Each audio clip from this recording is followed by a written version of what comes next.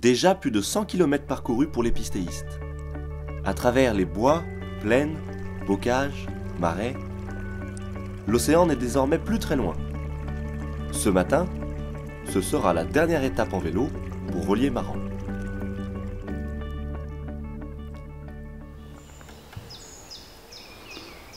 La soirée d'hier a été féerique, et un peu longue aussi. On aura eu 4 jours de beau. Si l'hiver, si vous la pluie, ça doit pas être trop Une belle tablée, La fatigue peut se lire sur les visages. Hello. Salut Maël.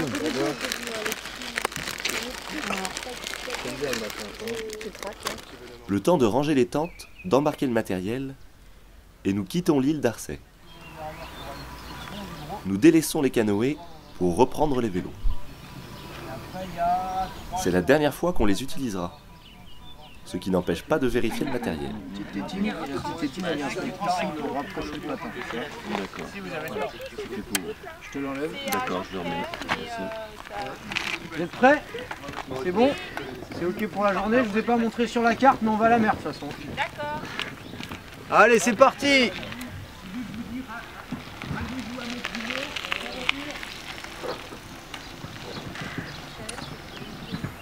Adieu Arcet, ce qui symbolise la fin de la Venise verte. La route bitumée est désormais bien praticable. Nous traversons de multiples fois la Sèvre, rectiligne ici.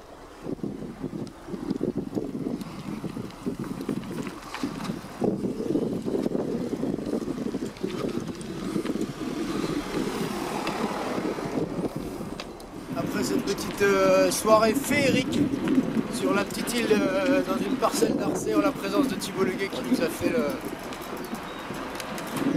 la petite balade guidée de nuit avec feu sur l'eau et conte qui était tout à fait dans le thème. On part pour la dernière étape qui va nous mener cette fois-ci jusqu'à l'océan et là c'est inédit pour tous les participants. Ils n'ont jamais vu ce grand bras de Sèvre qui s'écarte.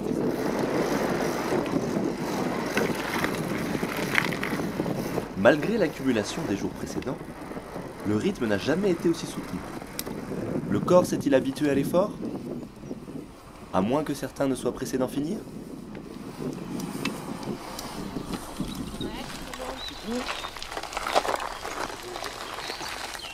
Bon, vous avez vu que on peut passer en Vendée, ça y est. Ouais. On a fait 2 départements, là, Deux-Sèvres et Vendée. Et on va aller dans le 17 maintenant. Nous traversons à nouveau le fleuve qui a bien grandi depuis hier.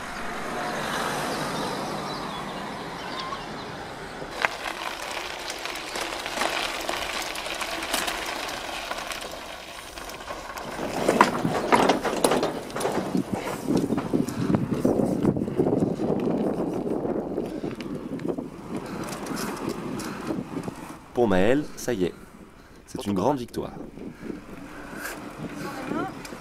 Je sens que ça vient. Après 4 demi-journées de vélo, elle est au point.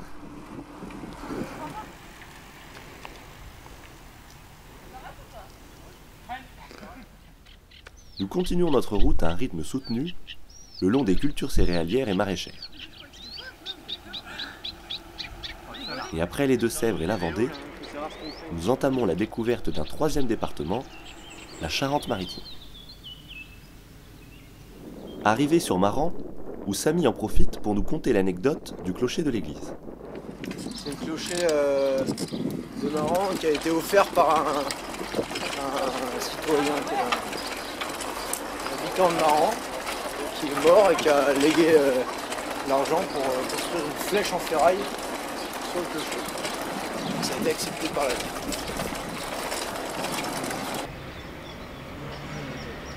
Original. Petite pause le temps d'attendre le camion. On est en avance et c'est lui qui a le pique-nique.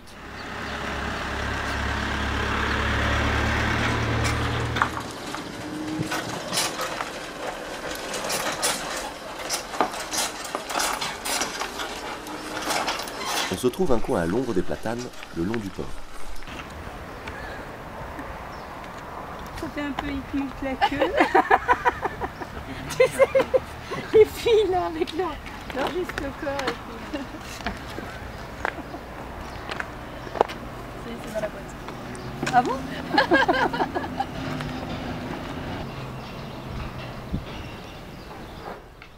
L'océan est proche, comme en témoignent les bateaux et les mouettes. Mais ce n'est pas ici que nous embarquerons.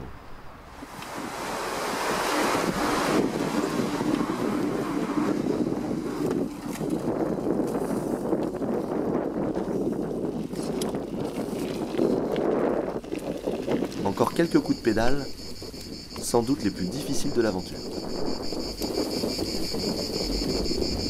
Il est 14 h, il n'y a pas un souffle d'air ni d'ombre, et c'est une ligne droite interminable.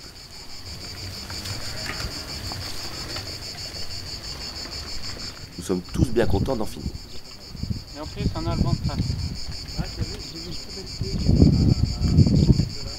Bon, elle est dure cette partie-là. Elle est chaude, hein. C'est chaud et il y a plein de terre. L'écluse du Brau est en vue, et derrière ses portes, l'estuaire vers l'océan.